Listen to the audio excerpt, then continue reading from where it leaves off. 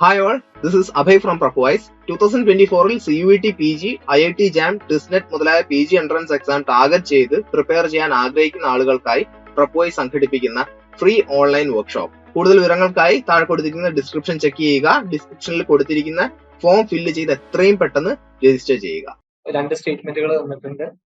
Liquidity ട്രാപ്പും എല്ലാം കർവൊക്കെ related ആയിട്ടുള്ള ക്വസ്റ്റ്യനുകളാണ്. So statement 1 പറയുന്നത് when economy is in liquidity trap, LM curve is horizontal എന്നാണ് പറയുന്നത്. പിന്നെ അതുപോലെ രണ്ടാമത്തെ സ്റ്റേറ്റ്മെന്റ് പറയുന്നത് physical policy is ineffective when economy is in liquidity trap എന്നുള്ളതാണ്. ആസ് യൂഷ്വൽ ആയിട്ടുള്ള ഓപ്ഷൻസ് ആണ് രണ്ട് സ്റ്റേറ്റ്മെന്റ് ട്രൂ, രണ്ട് സ്റ്റേറ്റ്മെന്റ് ഫാൾസ് അപ്പത്തിലൊക്കെ.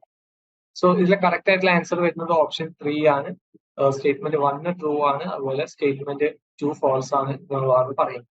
സ്റ്റേറ്റ്മെന്റ് 1 ട്രൂ ആവാൻ കാരണം എന്താണെന്ന് വെച്ചാൽ LM കർവ് ലിക്വിഡിറ്റി ട്രാപ്പിന്റെ കണ്ടീഷൻ എത്തുന്ന സമയത്ത് എന്താണ് LM കർവ് ഹൊറിസോണ്ടൽ ആണ്. കാരണം usual shape of LM curve എന്ന് പറയുന്നത് വെർട്ടിക്കൽ ആണ്. പക്ഷെ ലിക്വിഡിറ്റി ട്രാപ്പ് പോലെയുള്ള ഒരു എക്സ്ട്രീം കേസിൽ എന്ത് ചെയ്യും, അതിന്റെ ഷേപ്പ് ഹൊറിസോണ്ടൽ ആകും എന്നുള്ളതാണ്. സോ മണി സപ്ലൈയിലോ ഇൻട്രസ്റ്റ് റേറ്റിലോ എന്ത് മാറ്റങ്ങൾ വരുത്തിയാലും എന്ത് ചെയ്യില്ല, അത് ഇൻവെസ്റ്റ്മെന്റിനെ അല്ലെങ്കിൽ ഔട്ട്പുട്ടിനോ ഏത് തരത്തിലും ഇമ്പാക്ട് ചെയ്യില്ല. അഥവാ മോണിറ്ററി പോളിസി ഇൻഎഫക്റ്റീവ് ആകും എന്നുള്ളതാണ് നമ്മളുടെ ലിക്വിഡിറ്റി ട്രാപ്പ് കണ്ടീഷൻ പറയുന്നത്. പക്ഷെ നമ്മളുടെ സ്റ്റേറ്റ്മെന്റ് 2 പറയുന്നത് ആ സമയത്ത് നമ്മളുടെ ഫിസിക്കൽ പോളിസി ഇൻഎഫക്റ്റീവ് ആവും എന്നുള്ളതാണ്. പക്ഷെ യഥാർത്ഥത്തിൽ ഫിസിക്കൽ പോളിസി ലിക്വിഡിറ്റി ട്രാപ്പിന്റെ കണ്ടീഷനിൽ ഇൻഎഫക്റ്റീവ് ആവാറില്ല. മോണിറ്ററി പോളിസി മാത്രമാണ് ഇൻഎഫക്റ്റീവ് ആവാറുള്ളത്. നമ്മളുടെ ലിക്വിഡിറ്റി ട്രാപ്പിനെ കൗണ്ടർ ചെയ്യാൻ വേണ്ടിയിട്ടൊക്കെ പല ഗവൺമെന്റുകളും ഫിസിക്കൽ പോളിസി ആ സമയങ്ങളിൽ ഉപയോഗിക്കാറുണ്ട്. സോ ഫിസിക്കൽ പോളിസി ആ സമയങ്ങളിൽ എഫക്റ്റീവ് തന്നെയാണ് എന്നുള്ളത് പറയുന്നത്. ഇനി അടുത്തൊരു ക്വസ്റ്റ്യൻ പറയുന്നത് a kinked demand curve under oligopoly necessarily implies a discontinuity in marginal revenue schedule, a gap in the marginal cost schedule, formal pollution in price determination. D എന്ന് പറയുന്നത് the price need not be above marginal revenue എന്നാണ്. നമ്മുടെ Kinkar demand കർവിന്റെ സമയങ്ങളിൽ ഇത് ഈ പറഞ്ഞ നാല് സ്റ്റേറ്റ്മെന്റിൽ ഏതൊക്കെ സ്റ്റേറ്റ്മെന്റ് ആണ് ആ സമയങ്ങളിൽ ട്രൂ ആവുക എന്നുള്ളതാണ് നമ്മൾ ചോദിച്ചിട്ടുള്ളത്. സോ ഓപ്ഷൻ 1 പറയുന്നത് A and D only, option 2 പറയുന്നത് എ ഓൺലി, ഓപ്ഷൻ സി പറയുന്നത് C and D only, option 4 പറയുന്നത് എ ആൻഡ് ഡി ഓൺലി എന്നുള്ളതാണ്.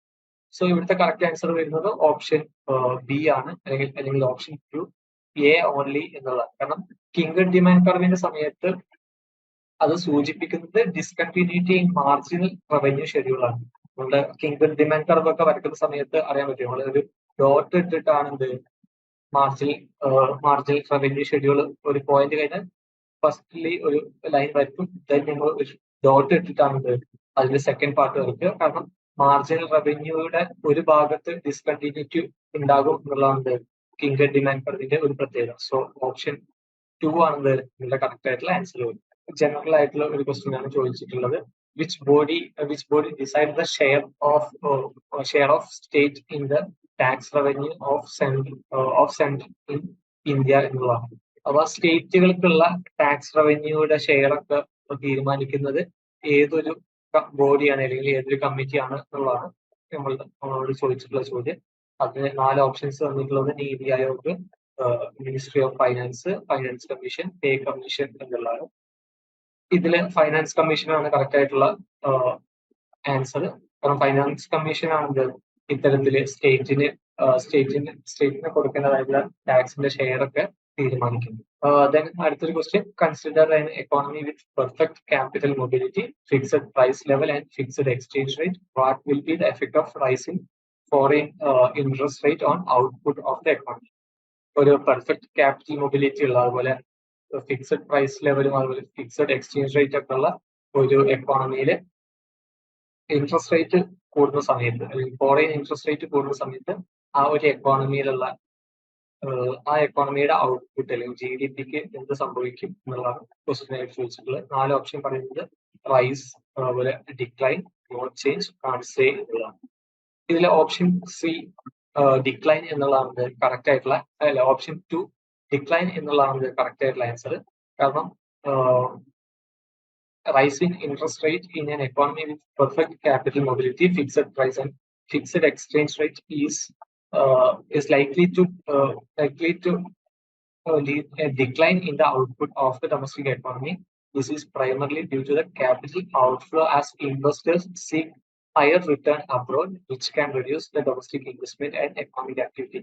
കാരണം പുറം രാജ്യങ്ങളിൽ കൂടുതൽ ഇൻട്രസ്റ്റ് റേറ്റ് ഓഫർ ചെയ്യുന്ന സമയത്ത് പെർഫെക്റ്റ് ക്യാപിറ്റൽ മൊബിലിറ്റി ഉള്ള ഒരു എക്കോണമിയിലാണെങ്കിൽ ഇവിടെയുള്ള ഇൻവെസ്റ്റേഴ്സ് എന്ത് ചെയ്യും, പുറത്ത് രാജ്യങ്ങളിൽ പോയിട്ട് ഇൻവെസ്റ്റ് ചെയ്യും. അത്തരം ഇൻവെസ്റ്റ് ചെയ്യുന്നത് ഓട്ടോമാറ്റിക് ആയിട്ട് എന്ത് ചെയ്യും, നമ്മളുടെ നാട്ടിലേക്ക് യഥാർത്ഥത്തിൽ ഇൻവെസ്റ്റ്മെന്റ് വരേണ്ട ഇൻവെസ്റ്റ്മെന്റുകൾ ഇല്ലാതാവുകയും അത് നമ്മുടെ ഔട്ട്പുട്ടിനെ നെഗറ്റീവായി ബാധിക്കുകയും ചെയ്യും. സോ അതുകൊണ്ടാണ് ഡിക്ലൈൻ എന്നുള്ളത് കറക്റ്റ് ആയിട്ടുള്ള ഒരു ആൻസറായി മാറും. നമ്മളുടെ കുറച്ച് ഇവന്റ്സ്, കുറച്ചൊരു വേൾഡ് എക്കോണമിയിൽ നടന്നതായിട്ടുള്ള കുറച്ച് ഇവന്റ്സിന്റെ ഒരു ക്രോണോളജിക്കൽ ഓർഡർ ആണ് നമ്മളോട് ചോദിച്ചിട്ടുള്ളത്. So east Asia financial crisis പറയുന്നുണ്ട്, അതുപോലെ ഔട്ട് ബ്രേക്ക് ഓഫ് COVID-19 പറയുന്നുണ്ട്, അതുപോലെ ഗ്ലോബൽ ഫൈനാൻഷ്യൽ ക്രൈസിസിനെ കുറിച്ച് പറയുന്നുണ്ട്, വാർ ഇൻ യുക്രൈന്, അതുപോലെ ന്യൂ എക്കണോമിക് പോളിസി. ഈ 5 സംഭവങ്ങളെ കുറിച്ചിട്ട് പറയുന്നുണ്ട്. ഇതിലെ പല സാധനങ്ങളും നമുക്ക് അറിയത്തില്ലാവും. വാർ ഇൻ യുക്രൈൻ ആണ് ഏറ്റവും ലേറ്റസ്റ്റ് ആയിട്ടുള്ളത്. പിന്നെ അതുപോലെ ഔട്ട് ബ്രേക്ക് ഓഫ് കോവിഡ്. ഇതിന്റെ ഒരു കറക്റ്റ് ഓർഡർ എന്താണെന്നുള്ളത് നോക്കാം. ഫസ്റ്റ് ആയിട്ട് ഈ ഒരു തന്ന ലിസ്റ്റിൽ ഏറ്റവും ഫസ്റ്റ് ആയിട്ട് നടന്നിട്ടുള്ളത് ന്യൂ എക്കണോമിക് പോളിസിയാണ്. 1999 ന്യൂ എക്കണോമിക് പോളിസി ആയിരുന്നു. അതിനുശേഷമാണ് ഈസ്റ്റ് ഏഷ്യൻ ഫൈനാൻഷ്യൽ ക്രൈസിസുകൾ സംഭവിക്കുന്നു. Then global financial crisis 2018 global financial crisis വരുന്നു. അതിനുശേഷം 2019 കോവിഡ് ഔട്ട് ബ്രേക്ക് വരുന്നു. ദെൻ ഏറ്റവും ലേറ്റസ്റ്റ് ആയിട്ട് എന്ത് ചെയ്തു, war in Ukraine. So option 1 EACD എന്നുള്ളതാണ് കറക്റ്റ് ആയിട്ടുള്ള ആൻസർ. ഇനി ഒരു 2 സെക്ടർ മോഡലില് മാർജിനൽ പ്രൊപ്പൻസിറ്റി ടു സേവ് അഥവാ MPS, ചെറിയ MPS ആവുന്ന സമയത്ത് അതിന്റെ ഇംപ്ലിക്കേഷൻസ് എന്തൊക്കെയാണെന്നുള്ളതാണ് നമ്മുടെ ക്വസ്റ്റ്യന്.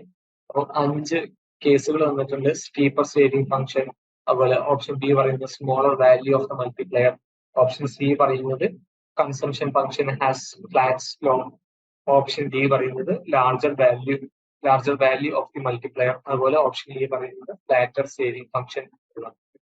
അപ്പം ഇതിലെ കറക്റ്റ് ആയിട്ടുള്ള ആൻസർ വരുന്നത് ഓപ്ഷൻ 3 ഡിയും ഇയും ആണ് കറക്റ്റ് ആയിട്ടുള്ള ആൻസർ വരുന്നത്. കാരണം സ്മോളർ MPS എന്ത് ചെയ്യും, ഹയർ വാല്യൂ ഓഫ് മൾട്ടിപ്ലയർ ഉണ്ടാവാൻ സഹായിക്കും. കാരണം സ്മോളർ MPS എന്ന് പറയുന്നതിന്റെ മറ്റൊരു മീനിങ് എന്ന് പറയുന്നത് ഹയർ MPC എന്നുള്ളതാണ്.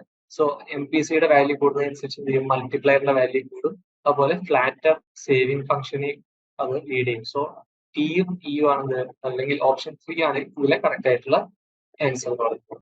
ഇനിയും 2 സ്റ്റേറ്റ്മെന്റുകളാണ് തന്നിട്ടുള്ളത്. ഒന്നാമത്തെ സ്റ്റേറ്റ്മെന്റിൽ പറയുന്നത് ഒരു 2020 ഒരു ഫാർമർ 5 ട്രാക്ടർ 2 ലക്ഷം രൂപ വെച്ചിട്ട് 5 ട്രാക്ടർ വാങ്ങി. അത് ആ വർഷം തന്നെ അയാൾ മറ്റൊരു ഫാർമറിന് അതൊരു 50,000 രൂപക്ക് അത് വിൽക്കുകയുണ്ടായി. സോ ആ വർഷത്തെ GDP-യിൽ ആ ട്രാൻസാക്ഷൻ, ഈ 2 ട്രാൻസാക്ഷന്റെയും നെറ്റ് വാല്യൂ ആയിട്ട് എഴുതപ്പെട്ടത് എത്രയാണ് എന്നുള്ളതാണ്. സോ 2 സ്റ്റേറ്റ്മെന്റിലും 2 വാല്യൂസ് ആണ് പറയുന്നത്. ഫസ്റ്റ് സ്റ്റേറ്റ്മെന്റിൽ പറയുന്നത് അത് 12,50,000 ആയിരിക്കും എന്നുള്ളതും, രണ്ടാമത്തെ സ്റ്റേറ്റ്മെന്റിൽ പറയുന്നത് അത് 10 ലക്ഷം ആയിരിക്കും എന്നുള്ളതാണ്. സോ ഈ സ്റ്റേറ്റ്മെന്റുകളിൽ ഏതാണ് ശരി ഏതാണ് തെറ്റ് എന്നുള്ളതാണ് നോക്കേണ്ടത്.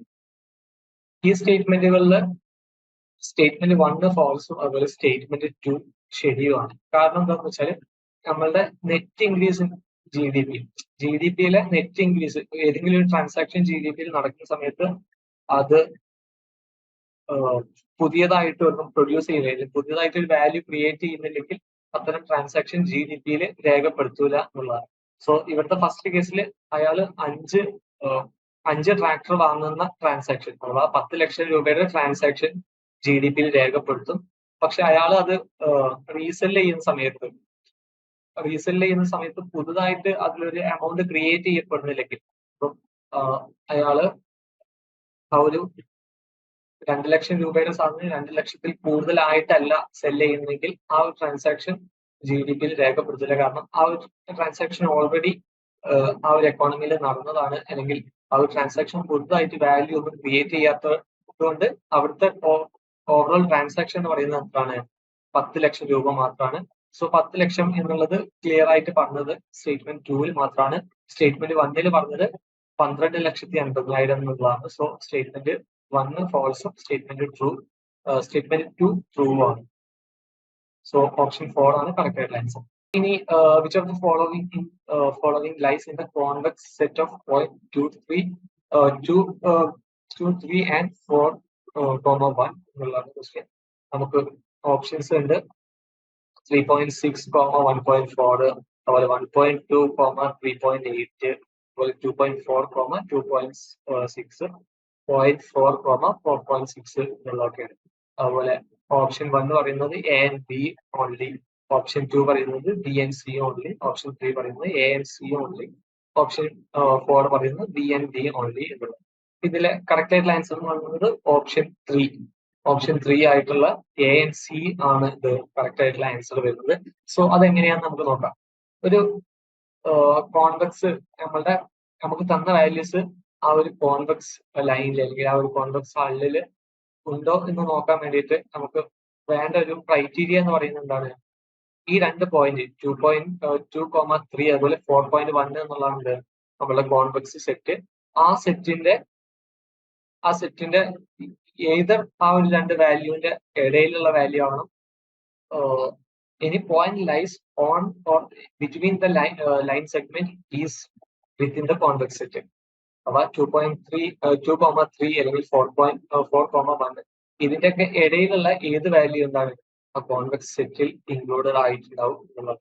സോ ഫസ്റ്റത്തെ ഓപ്ഷനിൽ പറഞ്ഞ 3.6 എന്നുള്ളത് എന്താണ്? ആ ഒരു 2 1, 4 ഈ ഇതിന്റെ ഇടയിലുള്ള ഒരു വാല്യൂ ആയതുകൊണ്ട് എന്താണ്? അതുപോലെ 1.4 എന്നുള്ളതും. സോ ഇതിലെ 2 പോയിന്റുകളും ഈ ഒരു കോൺവെക്സ് സെറ്റിന്റെ അകത്ത് തന്നെയാണുള്ളത്.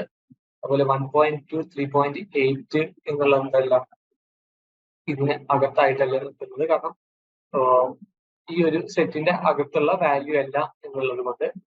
ദെൻ 2.4 അതുപോലെ 2.5ഉം 2.6 എന്നുള്ളത് എന്താണ്?